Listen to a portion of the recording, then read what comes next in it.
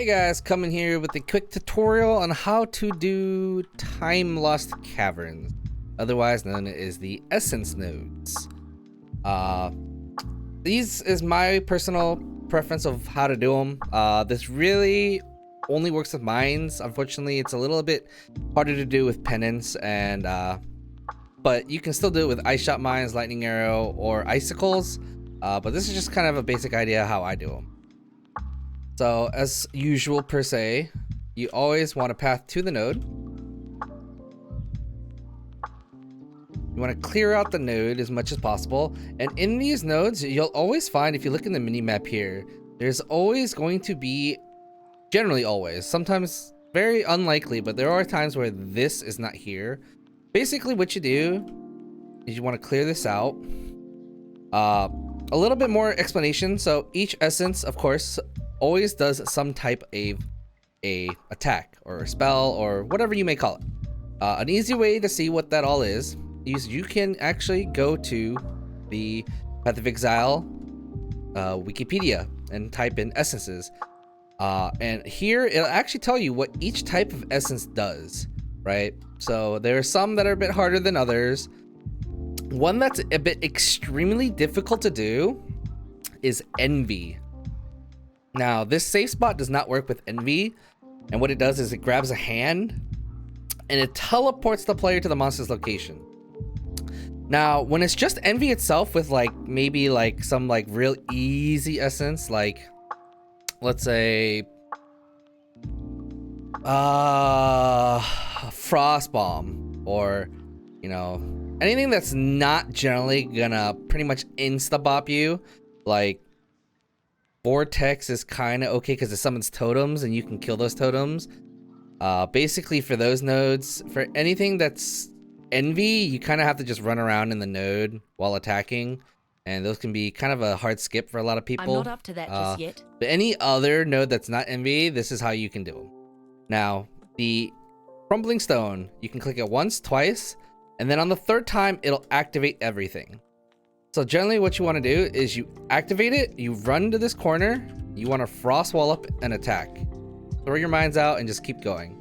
And a good way I pay attention to how many mobs there are is if my frenzy charges are still going up, that generally means the mob that was further down here is still alive. So if you look here, I don't really have to pay attention. All I'm looking for is if my frenzy and my power charges continuously stay at maximum charges. That means my mines are still targeting something. So all I do is I just sit here and wait till said target is dead.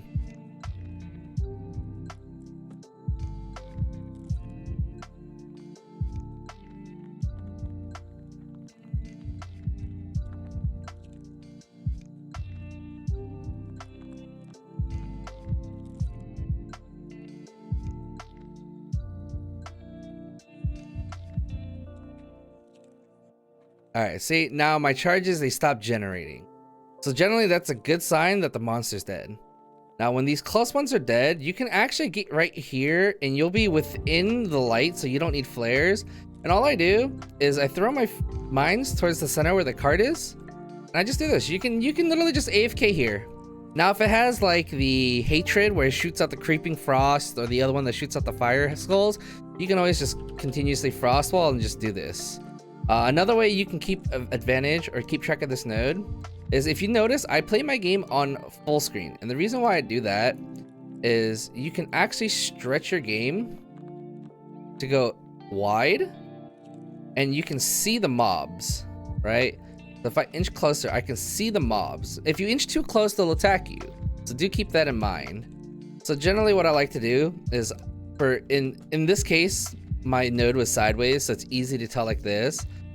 Even if it's up and down, you don't need to go widescreen. You just, as long as you're on the very edge and you don't need flares, you can just throw your mines in the middle and it'll hit the targets, right? So that's always an option, but you can go widescreen if you want. So basically, I just sit here and just throw my mines, and you don't even need flasks, and eventually it'll autocomplete. And this is generally how I do most glyphics.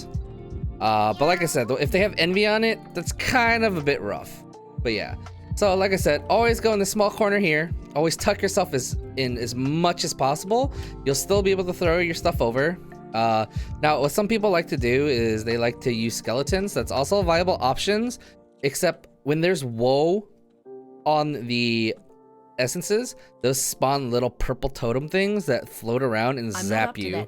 And if you overuse your skeletons, the issue is that you can get mobs to slowly come in if you're not frostwalling properly, and that can get you killed sometimes if you're overusing your skeleton. So my personal method, I just don't use skeletons at all because Icicle Mines this league has crazy amount of prod speed, so you can just full screen the node and not have to worry about it. But yeah, that's it. That's how I do time lost, and I hope this makes it easier for any of y'all that are playing Icicle Mines or Ice Shot or Lightning Arrow. Brands, it's a little tough to do. If there's some nodes that you can't do with brands because you don't have enough detachment range, what you can actually do is actually sub in a mine skill, like high impact mine support, and use your brands as a mine. So not only will you be able to throw your brand out here, but then from here you'll get even more attachment range, so you can get a lot more range on your brands if you decide to throw them on mines specifically for time loss node. But yeah, that's it guys, I hope y'all enjoy.